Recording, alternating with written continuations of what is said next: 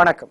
இன்னைக்கு வியாழக்கிழமை அப்படிங்கிறதுனால புனர்பூசம், விசாகம், பூரட்டாதி நட்சத்திரத்தில் பிறந்தவங்க, தனுசு மீனராசிக்கார நேயர்கள், வியாழக்கிழமை பிறந்தவர்கள், 3, 12, 21, 30 தேதிகளிலே பிறந்தவர்கள், வடக்கு பார்த்த வாசலுள்ள வீட்டில் குடியிருக்கிறவங்க, சொந்த வீட வாடகை வீடம், இவங்க எல்லாருமே கோயிலில் போய் நெய் விளக்கு ஏற்றுறது நல்லது. அதனால பல நன்மைகள் கிடைக்கும். அனுபவத்தில் பலனை பார்ப்பீங்க.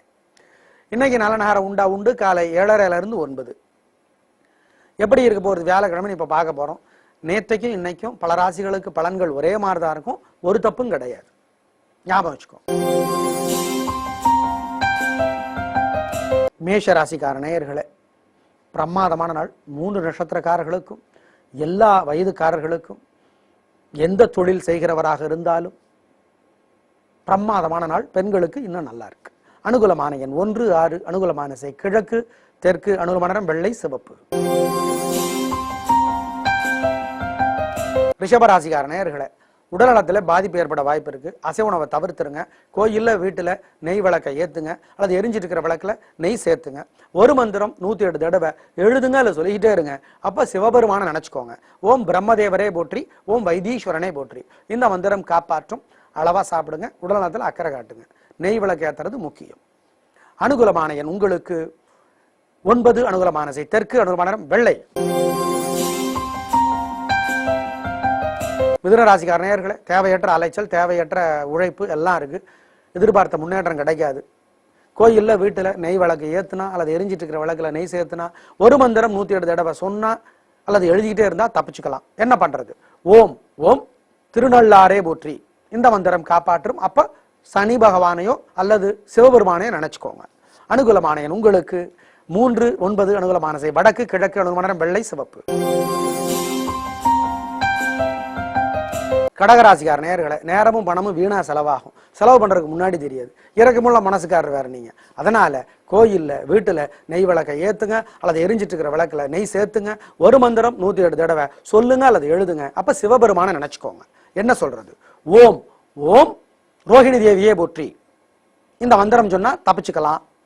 நிதானம், செலவு விஷயத்துல கவனம். கையில பையில பணம் அளவா இருக்கட்டும். கொடுக்கல் வாங்கல் வேண்டாம். அனுகூலமான எண் 5, 6. அனுகூலமான திசை கிழக்கு, தெற்கு. அனுகூலமான நிறம் வெள்ளை, சிவப்பு. சிம்ம ராசிக்கார நேயர்களே, சந்திராஷ்டமம். அசைவ உணவு கூடாது. கோயில விளக்கேற்றணும், வீட்டு பூஜையில விளக்கேற்றணும். கொடுக்கல் வாங்கல் வேண்டாம். பெரிய விலையில பொருளை வாங்க வேண்டாம். வண்டி ஓட்டுறது கவனம். அல்லது எரிஞ்சிட்டு இருக்கிற விளக்குல நெய் சேர்த்தணும். ஒரு மந்திரம் 108 தடவை சொல்லணும், அல்லது எழுதணும். அப்ப சிவபெருமான நினைச்சுக்கணும். ஓம் பைரவரே போற்றி. இந்த மந்திரம் காப்பாற்றும். அனுகூலமான எண் திசை நிறமெல்லாம் கிடையாது. கன்னிராசிக்கார நேயர்களே, சந்திராஷ்டமம். அசைவ உணவு கூடாது. கோயில்ல விளக்கேற்றணும், வீட்டு பூஜையில விளக்கேற்றணும். ஒரு மந்திரம் 108 தடவை எழுதணும், அல்லது சொல்லிக்கிட்டே இருக்கணும். அப்ப சிவபெருமான நினைக்கணும். ஓம் ஓம் யமுனையே போற்றி. இந்த மந்திரம் காப்பாற்றும். கொடுக்கல் வாங்கல் வேண்டாம். பெரிய விலைகளில் பொருளை வாங்க வேண்டாம். ஜாக்கிரதை.